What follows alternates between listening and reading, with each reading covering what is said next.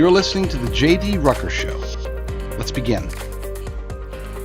Happy Independence Day. Happy 4th of July from the JD Rucker Show. God bless America. Let me just say that right up front, because I know pretty much every day I come on here, I talk to you guys about how bad things are, how everything's just going to crazy, it's going to crap, and head for the hills, it's all going bad. But we still have so many blessings here in the United States. We still have, for the most part, our freedoms. We still have, for the most part, the ability, the opportunity to thrive. We still have the freedom to generally express our faith, and those things are what's truly important. They're under attack across the board, of course, which is why I do the show in the first place. But it's good to know that we are, for now, still in a good spot. We just need to keep it. We need to defend it. We need to expand it whenever possible, advance it, and try to educate as many people as possible, because I know there's going to be people out there that we just can't reach. There's going to be people that have been just so heavily indoctrinated by the radical left, so heavily indoctrinated by the Marxist school systems, by the Democrat-loving corporate media, by the globalists in our own government. It's going to be hard. And in some cases, I would say it's probably impossible, at least for us. It will take divine intervention to change certain hearts and minds. But those that we can change, we need to strive to do so. That's why, again, I think education, I'm not talking about school, I'm talking about one-on-one, spreading the word, getting the right message out there. Just like we're supposed to spread the gospel, so too should we spread the truth about what's happening here in the United States. I think a lot of people, if they really truly understood what they were saying, what they were embracing, then they would change their minds. And we've seen perfect examples of that just in the last few months, where a lot of people who were all like, oh my gosh, we're so happy that we're a sanctuary city. Now, there's a lot of those same people, not all of them, but a lot of those same people are coming out saying, holy crap, close the border and start deporting people. I mean, a few years ago, defund the police. Now, please fund the police. Get more patrols. Let's fight this lawlessness. Again, it's not across the board, unfortunately, but we can advance it. We could expand. Call it a recall of sanity, because I think most people. I've said this before, and I haven't said it in a long time, because maybe today I'm not so sure. But I've said before that most Americans, a majority of Americans, are conservative-minded. That doesn't necessarily mean that they're conservative in their philosophies or ideologies just yet, but they can be, when it comes to, for example, fiscal conservatism. Fiscal conservatism makes total sense, even to those who may be woke, for example. Other things make sense. Sovereignty, defending your sovereignty. You've got the portion of the Libertarian Party that they take open borders differently. Okay, the part that they want open borders for liberty reasons, not necessarily for whatever. But a lot of people that are Democrats, a lot of people that are proclaimed leftists, they can be made, a lot of them, not all of them, can be made to understand the necessity of sovereignty, of defending our borders, of making sure that we can have a robust, legal immigration system, and not participate not encourage in advance this illegal alien invasion that we're currently experiencing at the southern border. So there are reasons for us to be hopeful. Now, for, I guess, the third or fourth day in a row, I'm going to say something that I wish I didn't keep having to say. I totally regret saying, I believe it was Monday or Tuesday show, I said, you know what, hopefully this is it. I'm not going to talk about Joe Biden anymore, at least not whether he's dropping out or not. And then every day since then, I've talked about it, and today's no exception, unfortunately. So don't tune out, though, because I have something new. This is a different one. And I'll only bring something new, and only if there is something new. My preference would be to not talk about it at all. But I started seeing a shift, all of us did, started seeing a shift that really began yesterday the 3rd. And that shift were in media, some of the people that were calling for Joe to step down Now, all of a sudden, they're not. Either they're not saying it, or in some cases, they have reversed themselves. Various publications have reversed themselves and are now embracing Joe Biden. And it's sort of ludicrous because right after the debate, it was sort of unified. I mean, I haven't seen anything unify the country quite as well as the debate did, where people on the right and left were saying, there's a problem with Joe. Something has to change. Almost certainly for the election, but probably for the presidency itself. Maybe it's time to step in, or to have Kamala Harris step in, and then it's like, oh crap. So if we get rid of Joe, Kamala Harris is going to step in. Can we make it? Can we make it? Can't we just replace him as a candidate, but keep him as president? Will we survive? All that thought process. But we have we have the radical left corporate media now participating in clowning themselves as they do a 180. They went from Joe's got to go to Joe's the only way. Perfect example over at rvmnews.com, where I am very blessed and honored to be a part of this burgeoning and amazing network. The Associated Press gets roasted over headline about Biden's mental state. The Associated Press recently raised eyebrows with a headline characterizing President Joe Biden, aged 81, as, quote, sharp and focused, but sometimes confused and forgetful. And libs of TikTok posted the screenshot of that particular headline, and it's real. It's there. There are people in corporate media that want you and want me and want everybody else to think that he's sharp, he's focused. Just sometimes he gets a little bit confused, and that's no big deal. Don't worry about it, right? Now, publications attempt to paint a contradictory portrait of Joe Biden ignited disbelief and criticism across social media platforms. User Kyle Mann says, how are we at the Babylon Bee supposed to compete with the Associated Press? And apparently Kyle Mann works at the amazing satirical site, the Babylon Bee. Users took to the internet to express skepticism towards the headline's conflicting descriptors and raised concerns about the media's reporting standards. And Wokeness said, I don't think the media could possibly top this moment, but I stand corrected. And this is, if you're listening and not viewing, there showing a picture of what everybody recalls back in 2000, the CNN having their reporter standing in front of a city that's burning, and it reads that fiery but mostly peaceful protests after school shooting. Yeah, mostly peaceful protests. Many individuals drew comparison to satire and condemned the headline's questionable appropriateness in shaping public perception of Joe Biden. Nick Sordor, holy crap, this is a real headline from the AP. I had to double check. These people are insane. And I don't know if they're insane. I think they're compromised. I mean, let's face it, most of the bad things that are happening in corporate media, it's not because they're truly legitimately, these reporters, these show hosts, they're not stupid. Okay, so a lot of them are, but it's not like they can't see what's happening with Joe. It's not like they haven't been able to see what's been happening with Biden since the beginning, since before he was president. Okay, I was amongst those, and I'm sure many of you were too, that were raising great alarm bells during the 2020 presidential election campaign. At that point, it's like, holy cow, this guy is just lost. He's gone. And he deteriorated. The 3 years after being installed in the office, he proceeded to deteriorate rapidly. But then over the last 2 or 3 months, he's fallen off the cliff. It's just gotten worse and worse. I noted the other day, my wife said, God forbid, but I think he's like near death. After watching parts of the debate, she's like, this is how somebody acts when they're like literally about to die, like at any point. And she's right. She is. She's right. I mean, this is a president of the United States who has access to the best medical, the best, drugs to keep him up, the best doctors, the best everything. Okay?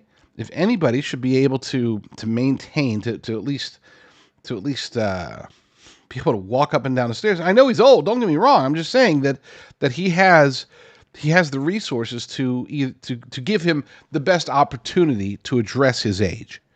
Which means that what we're seeing is the best opportunity. In other words, he is getting propped up and he's still falling over. He is being given every cognitive enhancer, whether it's, I don't know, maybe they're hypnotizing him, maybe they're giving him drugs, maybe they're doing whatever, doing brain exercises with him. They're trying to do whatever they can to keep him as sharp as possible. And even then, I mean, there's nothing there. It's just not there. Now he does have the, he can read a teleprompter pretty well. Okay. And when I say pretty well, compared to when he's not reading a teleprompter, not pretty well compared to other people that read teleprompters. He can't read a teleprompter as well as Trump or Obama. I mean, or probably he couldn't read a teleprompter better than Bill Clinton, who's been out of office for what, over 2 decades. Okay. So he's not that level, but at least he's better when he's reading a teleprompter than when he's trying to answer questions during a debate, even though he had all the questions up front, even though he'd already been practicing for over a week. I don't know. Point is that, yeah, he is lost. So this brings me to the point of this entire segment. I have a theory. Now, I want to state for the record, I have no evidence of this. I have no insider information. I'm not going to be like, oh, I saw a screenshot of an email memo or anything like that. This is all just my, globalist elite cabal fake thinking, right? I have, my wife tells me my superpower is that I can think like other people. I can put myself in their shoes and say, if I were this person or part of this group, this is what I would do. This is how I would be handling right now. So with that understanding, it's all speculation, but I think it fits because we have been seeing the 180. We've been seeing the turnaround amongst corporate media. We've been seeing more politicians that were skeptical or staying away. Now all of a sudden they're kind of like, oh, okay, yeah, we fully back Joe. You had governors going to the White House to talk to him, and it was assumed, and there was indication that they were there to have an intervention with him and to basically say, hey, Joe, it's time to go. Leave with dignity. Instead, they come out of this meeting and they're like, oh, we trust Joe. What happened? What is happening? So if, basically there's a couple of possibilities here. 2 options. Let's go ahead and do them. The corporate mainstream option. This is what you're going to hear from most show hosts. They'll be like, okay, so they've looked around, they've come to the conclusion, for whatever reason, they've come to the conclusion that it really doesn't make sense for them to remove him, to ask him to step down, to even try to force him to step down, or maybe they want to and he won't. So then they're just accepting that we have to move forward with him, and as a result, they've called all their proxies and media. They've gotten together. They've sent out the quote unquote memos that say, all right, we're stuck with Joe. Let's support him. That's the normal way of thinking. And to be clear, that's probably the case. Okay. That is more likely than my conspiracy theory that I'm about to reveal to you. That scenario is likely exactly what's happening. Okay. But what if? What if instead of, and I say this based upon an understanding of how media works. What if instead of telling all these publications and certain people, instead of telling them, and by the way, it's not all of them. It's not like, oh, get a hold of every producer and every show host. No, it's just the people that are controlling those producers and show hosts and writers and journalists. It's the upper ups at the New York Times, at the Washington Post, at CNN, at wherever. What if they're told, instead of saying, hey, we need to back Joe, what if they've been told, hey, we have a plan and we're going to, here, we need you to back Joe for now, and then we've got plans for after the convention. In that scenario, it's not that corporate media has gotten their way because they're reversing themselves. It's that they're not satisfied with Joe Biden, the plan to replace Biden, which is a totally different thing. Okay? Makes sense? Makes sense so far? So memo goes out. Stop hitting Joe. Let's just, trust us. We got this covered. Don't tell anybody. Tell all your editors and journalists and show hosts, just tell them, hey, we got word Joe's not stepping down, so we either support him or Trump's going to win. So, and to South, that's kind of the message to the not public, but to the lower members of corrupt corporate media. The upper ups have been told, we've got a plan to get rid of him.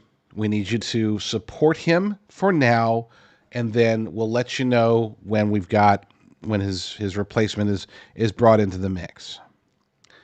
And by the way, this scenario works best with one. I'm not saying that it's going to be this one particular person, which I'll reveal here in a second, but it does work best if it is that one particular person.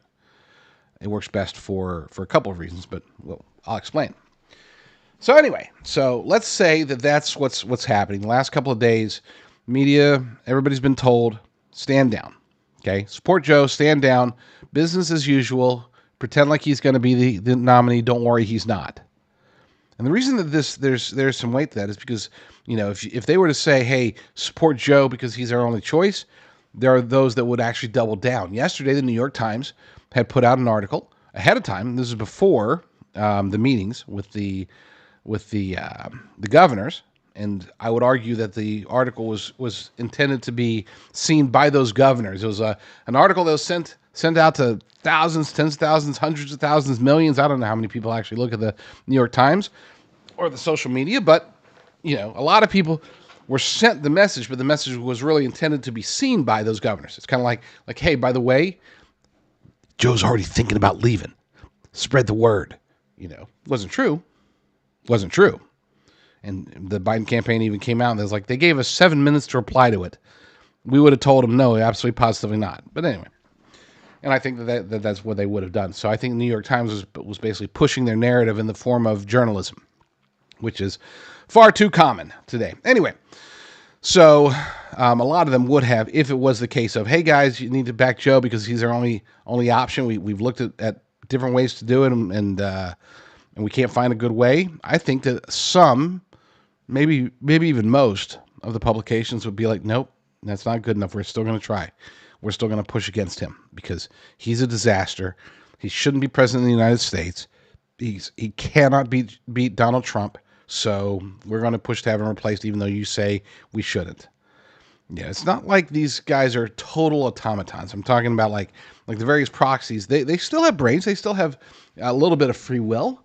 Okay, they're not completely beholden to the globalist elite cabal. They're not completely bowing down to the powers and principalities. They do occasionally make decisions of their own. For the most part, they take orders, but sometimes they will make their own orders. It just happens. That's how corporate media works today. Anyway, the fact that we are seeing such a unified stance in favor of Joe Biden so suddenly, it's like a 180, and it didn't take less than a day. The narrative shifted. So that leads me to believe that they do have a plan. And the plan is, let's go forward. It's Joe. He'll take all the bullets. Great. He'll start spending all of his money, but not necessarily to promote himself. He'll start spending his money to attack Donald Trump. We don't want to waste the money of trying to prop up Joe so much, and then all of a sudden, he's out, and all that money was wasted to make him look good, and he's not even the candidate. Now, I think that we will see a lot of his money being spent on building infrastructure. We'll see some of his money being spent because unless it's Kamala Harris, and I know a lot of people say it's going to be Kamala Harris, I don't think that's a valid enough reason for them to try to overcome her unpopularity. Yes, she is the only one that can get a hold of Joe's semi-significant war chest. She's on the ticket already. So if he were to step down from the campaign, remain as president, but step down from the campaign, then she could run as president and have access to that money. Tens of millions of dollars, maybe over $100 million. I don't know how much he has. But it's a significant amount. It's not the billions, of combined PAC money, but it is a significant amount. He can spend she can spend it, or he can spend it now. She could inherit it, or he could spend it now. And I think he's going to end up spending a whole lot of it now. And it's going to be to attack Donald Trump, not necessarily to promote himself. Okay? So the plan my conspiracy theory. The plan is to keep him, pretend like business as usual. Joe's on the ballot. Everything's great. Go through their little fake nomination process, virtual nomination process that they had to do for the sake of getting him on the Ohio ballot. They're going to go through that. I believe it's July 21st or somewhere around there. Then they'll have the convention, and it'll be official. They'll have the delegates officially nominate Joe Biden, and then shortly thereafter, he'll quit. He'll drop out of the campaign. And you'd be like, why would they wait? Well, because I don't think they want a floor fight. I know there were reports that Obama was wanting a floor fight, get Joe out of the way, and then let everybody fight for his delegates at the convention. I think they want to handpick whoever it is that they want to put in there. And I think that would happen. It's easier to happen after the convention. After Joe's officially, and by the way, it's possible because of this virtual nomination process, it's possible that they could basically declare that the delegates will have Joe Biden, officially selected this month through this virtual convention loophole that they created allegedly specifically for Ohio. So Joe Biden will be the nominee, in my humble opinion, either this month through the virtual one, or if they want to wait until the actual convention, then that's a possibility too. Either way, it doesn't matter. And if it were me, if I'm putting on my Uniparty Swamp Globalist Elite Cabal hat, I'd be like, let's make sure that he is officially the nominee through this virtual convention. And then shortly after that, we go ahead and Joe says, I have decided, another incident, talk to my doctor, talk to my family, talk to whatever, talk to somebody, talk to the smartest man I know, Hunter Biden, and we've decided I'm not going to continue to run.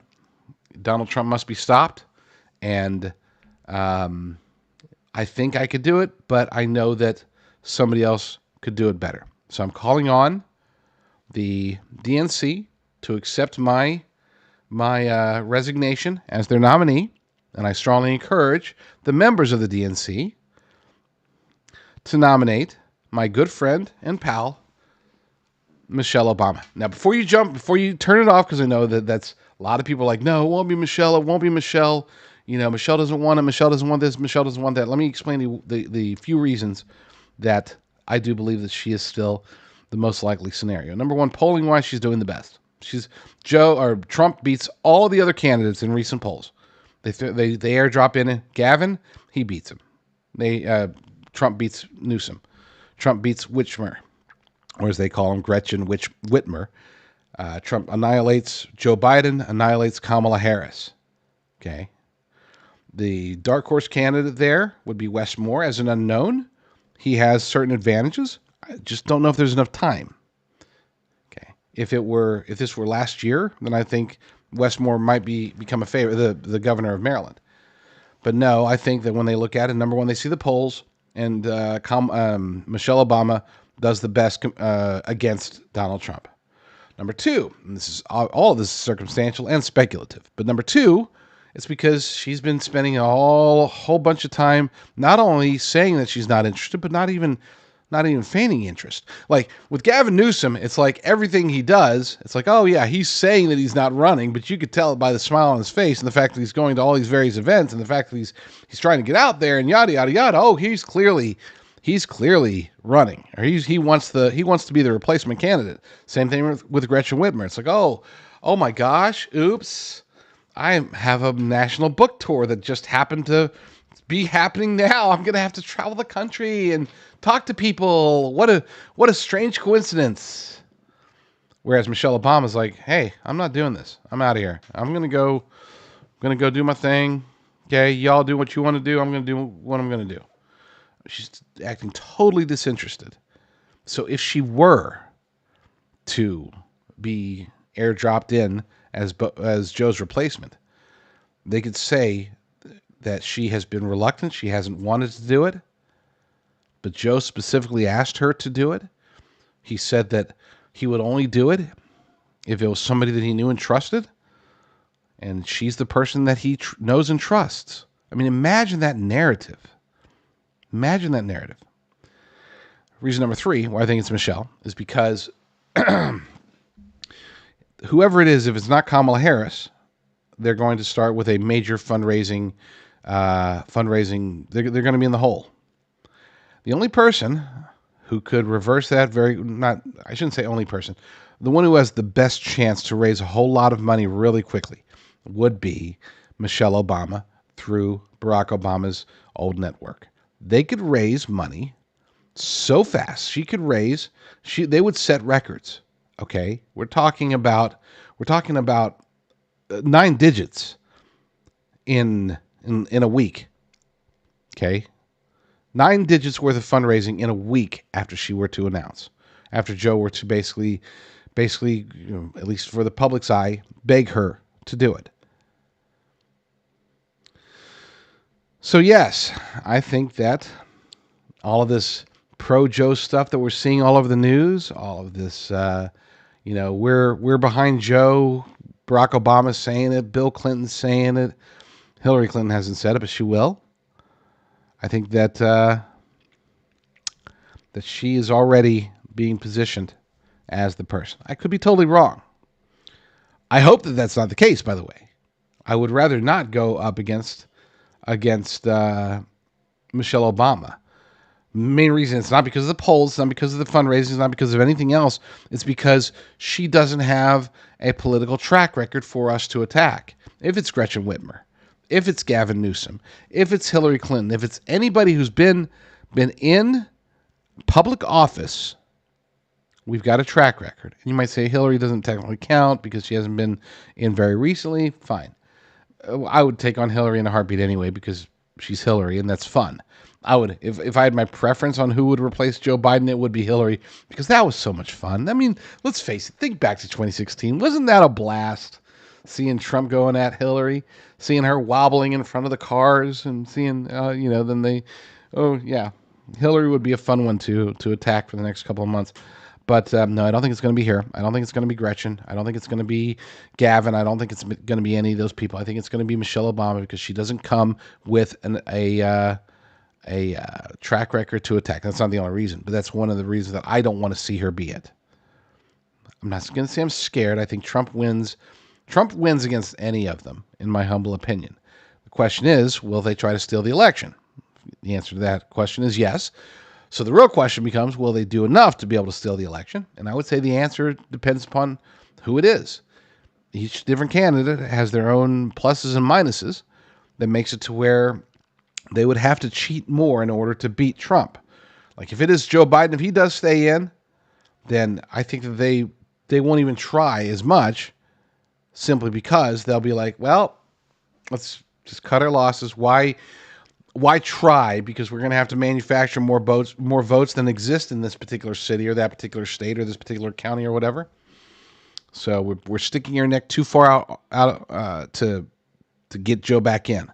So let's just cut our losses. We'll try something in 2028. Maybe let's focus on getting the House and the Senate. Maybe we can impeach him. Maybe we can put him in jail. Maybe we can do whatever. I don't know. But yeah, I would rather it not be a Michelle Obama. Let's take a quick break. Yeah, I was on the verge of doing something different, but let's take a quick break, and then when we get back, I got a feel good video about dogs. I love dogs, so I got a dog video, my first one ever on the JD Rucker Show. So stay tuned. I like being a person who focuses on solutions. I don't always have the answers, but I try to at least know 1 or 2 or 5 different ways that we can address an issue. If we're fighting oppression, we know that we must protest. We know that we must be ready to, if necessary, to revolt. If we're fighting against a government that is just doing the wrong things, well, let's figure out who the right people are and get them into office.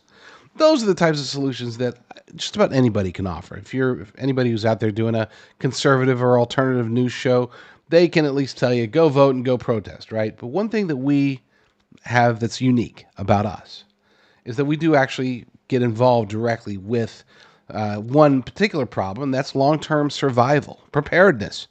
Just in case, hey, let's say we can't stop the destruction of the United States. Let's say we can't prevent the next cyber attack. Let's say we can't prevent an invasion, God forbid, or anything like that. Then at least we should be able to bug in appropriately, and that's why I'm very proud to be one of the owners of a company that services Americans specifically with long-term storage beef. We're talking about the good stuff. It's not beef crumbles or beef chunks. We're talking about ribeye, New York strip, tenderloin, sirloin. We're talking about freeze-dried. It's cooked sous vide, so then freeze-dried for a 25-year shelf life. So you're good until 2049 if you buy enough of this stuff. All American beef. We don't import anything. It's born, raised, slaughtered, and then packaged and shipped out from Texas. Doesn't ever leave Texas until it's in a bag heading towards your house. So that's my contribution, so to speak. I know it's not much. I know that there's other people that are fighting really hard, getting into heavy activism, fighting the lawfare side for conservatives and all that good stuff. This is what we've got. I mean, it's different, but hopefully we fulfill a need that you have. Be sure to use promo code JDR. That'll get you the maximum discount at any given time. And as of right now, as you're watching this, that maximum discount is 25% off. So, yeah, stock up. Stock up now. Stock up as much as you possibly can. Get high-quality beef by going to preparewithbeef.com. That's preparewithbeef.com. Wait, stop. Don't go to the beef website just yet without knowing that. For today only. If you're watching this live on July 4th, you got until midnight, technically tomorrow. So you have until 11:59 p.m. tonight, Pacific time. So 3 a.m. tomorrow, if you're on the East Coast. You have until midnight tonight to take advantage of an unprecedented 35% off by using promo code FREEDOM35. That's one word. Freedom35, no space. Freedom35, you get 35% off. That's today and today only. We ran this for 2 or 3 days, and people have been stocking up like crazy, to the point that I actually got a call from one of my partners saying, "You sure you want to run it today?" I was like, "Guys, it's the freedom. I mean, this is specifically for the 4th of July for this special, so we have to continue running it for the day." And it's like, okay, all right, fine. So yeah, so take advantage of it while you can. Unprecedented, probably never happen again. Seriously, 35% off at beef, any of our beef sites with promo code FREEDOM35. So take advantage of that now. So I'm going to, in my desire to have this not be just a feel bad show like so many of my shows. It is the 4th of July. It is Independence Day. Praise God for that. Praise God for the United States of America and for allowing us to be citizens of this wonderful nation. Wonderful, wonderful nation that we're trying to keep as wonderful as possible for as long as possible. But to celebrate that, here's a dog video. And I'm not a dog video like, oh, look at the funny dog. I like videos that pay tribute to dogs because I do think they are amazing. True blessing. I've had at least one dog in my household pretty much my entire life. And Lord willing, I'll be able to continue that trend all the way through and with all of my kids and all that stuff. So here's a dog video. Have fun.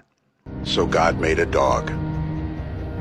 God said, I need somebody willing to wake up, give kisses, pee on a tree, sleep all day, wake up again, give more kisses, then stay up until midnight basking in the glow of a television set.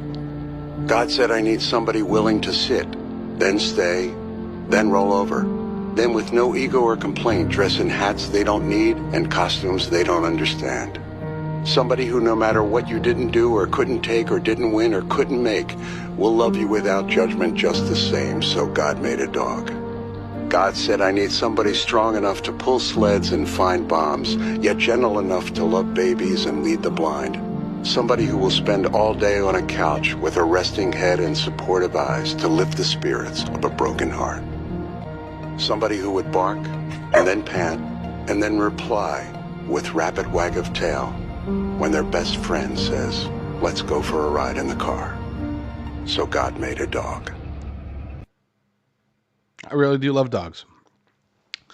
They are amazing. I'm not a cat fan. Not crazy about cats. I'm sure there's cat people out there. You love your cats.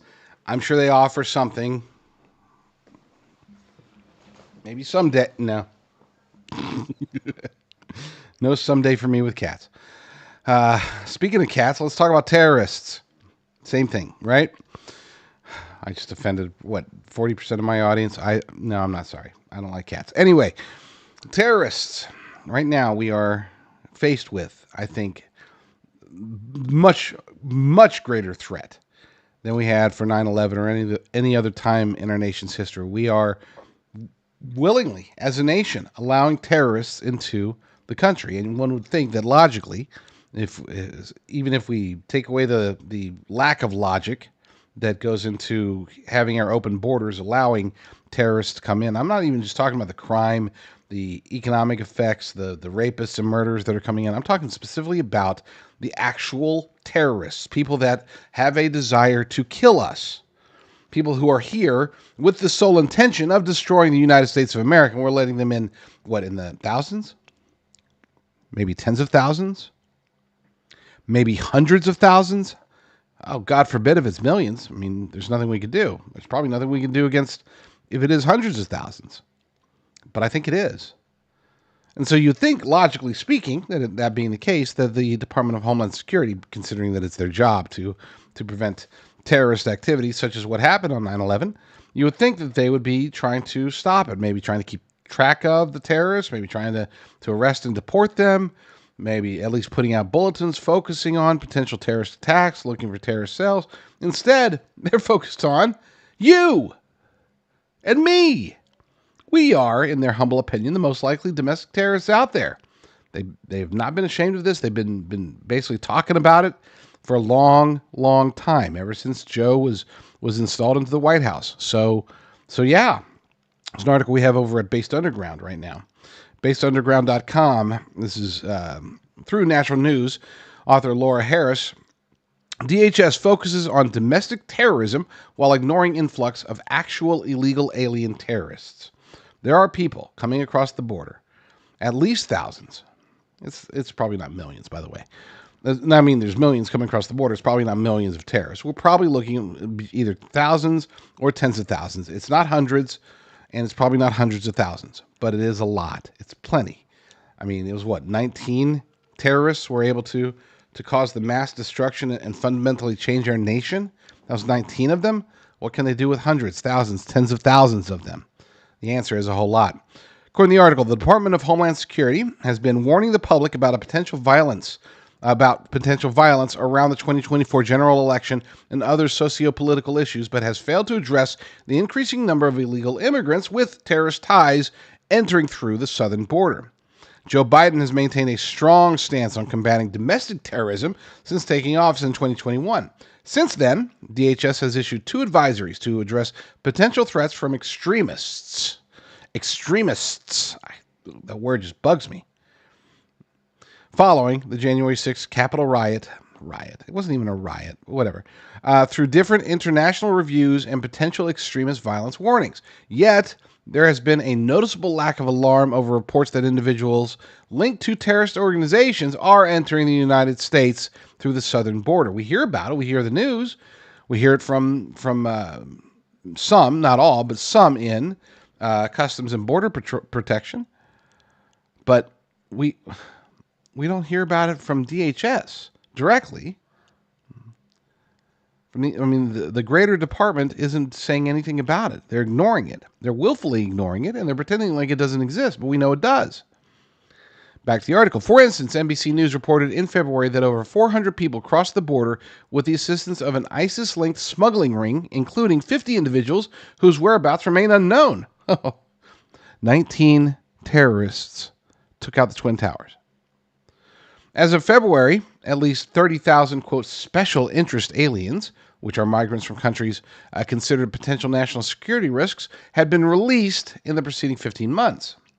Between October 2023 and January 2024, more illegal immigrants on the terror watch list were apprehended than in the total period between fiscal year 2017 and 2020.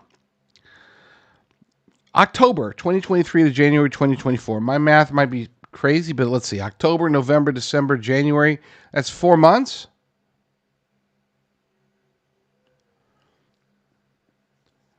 versus 4 years. 2017, 18, 19, and 20. See, I can do math on my fingers. But apparently the Department of Homeland Security cannot. Customs and Border Patrol, that's actually not, it's Customs and Border Protection, but whatever. Data also indicates approximately 286 encounters with individuals on the terror watch list at the northern and southern borders between fiscal year 2021 and 2023, with 91 encounters recorded in fiscal year 2024 alone. Keep something in mind, folks. Terrorists are not like your average, everyday, illegal alien, quote-unquote, asylum seeker. They're not trying to get caught by CBP. They're trying to evade authorities. They're trying to sneak in. Maybe they travel with these groups until they get to the border, but once they get to the border, they disappear. They cross over, and they're picked up by their cellmates, and I'm not talking about cellmates as in jail, which is where they should be. I'm talking about their terrorist cells. They find their comrades, and they go wherever they go. Moreover, back to the article. Moreover, the federal authorities recently arrested 8 men from Tajikistan with connections to ISIS in coordinated raids across the U.S. One of the individuals had crossed into the U.S. through a port of entry using the CBP One app. So I guess some of them do try to cross that way. But despite all this, DHS has not issued any new advisories on its National Terrorism Advisory System dashboard. Instead, DHS has continued to warn about the threat of domestic violent extremists. Because, apparently there's been a lot of domestic terrorist attacks from right-wing MAGA folks. I can't think of any. Nope, I can't think of any. And no, J6 doesn't count. So I wonder what they're thinking. Unless this is just gaslighting, unless this is just to make us feel stupid or to make us feel whatever. Back to the article. See, I need to, you know what, we're going to work on having just a total feel-good show, because this is just bad for my blood pressure. The stories that I cover, it's probably bad for yours too, but it's important. Recent advisories have even noted potential violence related to the 2024 general election and other socio-political issues. GAO report proves that illegal immigration crisis is more pressing issue than domestic terrorists. We know this. We know this. DHS Secretary Alejandro Mayorkas defended their approach, but then a June 2023 Government Accountability Office report revealed that incidents of domestic terrorism have claimed fewer American lives between 2010 and 2021 than lightning strikes. The report, which analyzed data from the DHS and the Centers for Disease Control and Prevention, reveals that there were only 145 deaths attributed to domestic terrorism across 231 incidences between 2021 and 2020, or 2010 and 2021. It's a total of 12 years. In contrast, the CDC reported an average of 28 lightning-related deaths per year from 2006 to 2011. But, despite domestic terrorism accounting for only an average of 13.2 deaths annually, the Biden administration will still prioritize combating domestic extremism more than the increasing number of illegal migrants with terrorist ties. Efforts have been focused on addressing extremist ideologies within institutions such as the military, especially following the January 6th Capitol riot, and now that the 2024 presidential election is only a few months away. Folks, it's worse than gaslighting. Gaslighting is the idea of basically making people think one thing, even though logic and everything about them says something different. This is worse. This is worse than gaslighting. This is attempted brainwashing. And unfortunately, I would say it's working. They use corporate media. They use press releases. They use their own proxies. They use themselves. They tell you that if you're a right-wing person, if you're a conspiracy theorist, if you're MAGA, if you're an America First patriot, if you're a Christian nationalist, if you fall under any of those crazy extremist ideologies, as they call them, if you're overly religious, especially if you're a Christian, yeah, you're probably a domestic terrorist as far as they're concerned. You are a domestic terrorist waiting to happen. Any minute now, you could blow, and you need to be watched, and you maybe even need to be stopped preemptively before you do whatever it is you're going to do. You bigot. I mean, that's the message that they're sending. That's the message. And it's not just about, you know, catching us or putting us in jail. It's about dissuading people from even declaring what they think. It's about stifling us, quashing us, essentially. It's about making it to where we self-censor, making it to where we don't go out to these events, and it works. I mean, ever since January 6th, conservative events, especially if they're protests, the attendance is way down. I'm not talking about like CPAC or anything like that. I'm talking about like protests in front of state capitals.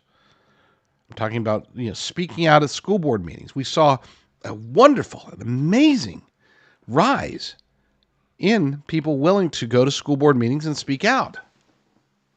But now we're on a downtrend of that. Now, ever since reports have been coming out that, they're watching school board meetings, your names are getting registered, you're probably getting tagged and tracked. And I don't know if any of those reports are true, but that's what's spreading. Which brings me to the other point. They're not just coming at us from the left. They are, unfortunately, hitting us from the right. We saw, speaking of Gretchen Whitmer, we saw the entrapment that was happening within conservative groups. I mean, they basically took America First patriots and they entrapped them into some harebrained scheme to kidnap the governor. Knowing this, and we do know this, we keep hearing reports of it, we are less likely to fight back. Maybe when I say we, that definitely doesn't pertain to me. I want to fight even harder. It probably doesn't pertain to you either. But to your normie Fox News watching friend who maybe would have protested before, but now, it's just not worth the hassle. It's not worth the risk. It's probably going to be, there's going to be FBI there. They're going to be intermingled. They're probably, look at what they're doing to the J6ers. I mean, they got grandmas in jail. They got people who weren't even at the event in the Proud Boys that are in jail for decades. They weren't even there. Unfortunately, like I said, it's working. We are self-censoring. We're stifling our own voices. Which is why it's so important that we get the word out. We are not the domestic terrorists. That's Antifa. That's the radicals in BLM.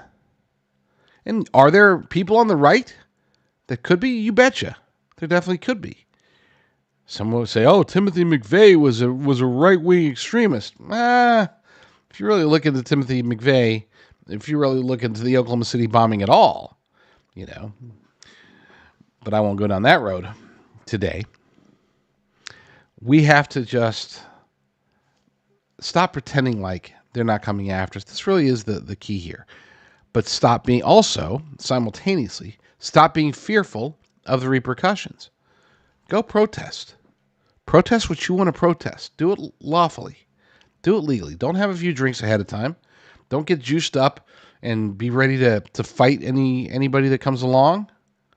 Let's go and take advantage of your rights to be able to assemble, to be able to speak out against an increasingly oppressive government.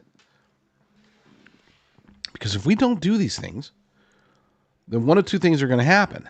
Either they're going to be proven right through false flag or idiot or whatever. They're going to, look, see, we told you, domestic terrorists coming from those right-wing conspiracy theorists. So either that's going to happen first, or we're just going to whine about it on Twitter, maybe not even that far, and no actual actions or protests will take place. They are doing, as I said, worse than gaslighting. And we have to fight back. But first, I have to take a break. We'll keep fighting back after the break. All right, let's play a little Jeopardy here. The answer is this bar. This bar is the answer to the question I'm about to ask. The question, though, is How do you carry around wealth in your wallet? How do you make wealth that's portable, that you can break apart because it's perforated, that you can use for emergency situations as a way to have essentially wealth in your wallet? Well, that's why we have the Prepper Bar, and I'm very excited to introduce it to you. It will be both silver and gold. It's available, and it's a awesome little 62-gram bar that literally fits in your wallet. I wish I had my wallet with me. I do. I have it right here. I'm going to demonstrate because I'm not just playing around here. Here's my wallet, if you can see it on the screen. And here's my Prepper Bar. You could take it. I'm not going to break it because this is mine. But you could take it. You could break apart little bits and pieces from it. It is absolutely amazing. I am super, super proud and super blessed to have this available as wealth, literally wealth in my wallet. You too can own your own Prepper Bars. You can get a bunch of them, stick them in the safe. You can put 1 or 2 or 5 in your wallet or in your purse or wherever to keep with you just in case. You know, you take a bar, you might have to shave off parts of it. Well, you wouldn't have to do that here. If you need to trade or barter for food or safe passage or anything like that, Prepper Bar is the answer. And it is available exclusively from the one company. If you are interested, then go. You don't even have to tell them I sent you. Just go visit prepperbarnow.com. That's prepperbarnow.com. There's a publication in the United States of America that is so radical, so Marxist, so full-blown woke that one can barely call it legal. I mean, I'm all for free speech, so I wouldn't say that by any means they should be illegal. But some of the things they promote are just, I mean, talk about extremist. These guys are extremists. And yes, of course, I'm talking about Teen Vogue. Teen Vogue has, through the years, demonstrated that they are just, I mean, not even in the same, I mean, you look at some of the other magazines out there, some of the other radical magazines out there, they're not even close to the full-blown indoctrination and anti-American hatred that comes from Teen Vogue. Well, they've gone, I shouldn't say over the top this time, because this is just standard stuff for them. This is nothing that should surprise any of you. Article over at twitchy.com by Grateful Calvin. Sounds pretty racist. Teen Vogue editor-in-chief puts out call for POC only political writers. I mean, that's the definition of racism. We'll only hire you if you're a certain color. If you're a person of color, we'll hire you. If you're white, we won't. I mean, imagine if it was reversed. Imagine if some conservative magazine said, we are only looking for just white political writers. It would be lambasted. It would be racist. Just as this is racist. According to the article, not too long ago, billionaire knucklehead Mark Cuban got into a Twitter fight with an account called The Rabbit Hole. At issue were DEI-based hiring practices, which The Rabbit Hole argued were a discriminatory violation of the Civil Rights Act, which they are. Cuban, in a huff, said that, of course, he considers factors like race and sex in hiring, which earned him a strong rebuke from an actual EEOC commissioner, Andrea Lucas. Somebody should have shown that exchange, or our Twitchy article about it, to Teen Vogue editor-in-chief Versha Sharma. We've covered Teen Vogue often, mainly for its horrific practice of publishing sexually explicit content for young girls. But of course, the magazine is also very pro-Hamas in its pages. Basically, the publication should just be called Woke for Teens. Yesterday, Sharma continued the tradition with an extremely racist tweet looking for political writers, but only a certain kind of political writers. She tweeted, any POC political writers looking for work, please raise your hand. And of course, the hand is a hand of color. There's people of color, there's hands of color, it's all racist. This is racist. Racism does not go in just one direction. Maybe that was a predominant direction in the past, in the 60s, maybe even 70s. But we were fixing it. It was getting better. It was getting to the point to where when I was a younger man, even when I was a teenager, racism wasn't really that big of a deal. It wasn't very common. I mean, it existed. It always has and always will. But it wasn't something where, I mean, I'm not a person of color. I guess Asians aren't considered persons of color, but whatever. Don't even get me started on that. Anyway, it was getting better, and they have ever since Obama. The cultural Marxism has made it much worse, and in the other direction. They say that there's the privilege, white privilege. That white privilege doesn't exist, not in the United States of America. White privilege is dead. Now it's POC privilege, as Teen Vogue demonstrates. Lord willing, I will be back very soon with another episode. But in the meantime, you all stay strong, stay safe, and God bless. If you have been paying attention in recent years, and I know you have been, obviously, because you're watching my show, so clearly you're not sticking your head in the sand. You want to hear the truth. But if you have been paying attention, then you realize that over the last, 3.5, 4 years, things have been going pretty darn crazy. And it isn't just the pandemic. We should have been in full-blown recovery mode since then. Things are crazy for other reasons, and I think you know why. I am very blessed, pleased, and honored to be working with a company that helps people to secure their retirement, secure their life's savings. This is a company that doesn't just work with me, works with some much more important people than me, people such as Mike Lindell. If you go to rumblegold.com, you can work with Genesis Gold Group, and you can sign up, get a free definitive gold and silver guide, help you make sure that you're doing the right things as far as your investments go. People like Dean Cain, there's Mike Lindell again on the screen. You got people like Joe Altman, Conservative Daily Podcast, one of my good friends. He's fantastic. All three of them are, and I might not be fantastic myself, but at least I do know a thing or two when it comes to trying to defend our nation, when it comes to trying to spread the gospel. Genesis is an unabashedly faith-driven company. This is why they don't do things such as offering free silver. Look, if you want to listen to the ads that say, buy our gold and silver, and we'll give you $10,000 in free silver in exchange for a $299 processing fee, then my goodness, have fun with that. No, don't actually. Don't have fun with that, because there's nothing fun once you realize what the actual numbers are like. Go to rumblegold.com if you have a retirement, if you have wealth that you want to protect, and you want to protect it with physical precious metals. Rumblegold.com is the place to go. Endorsed by Mike Lindell, and perhaps more importantly, endorsed by me.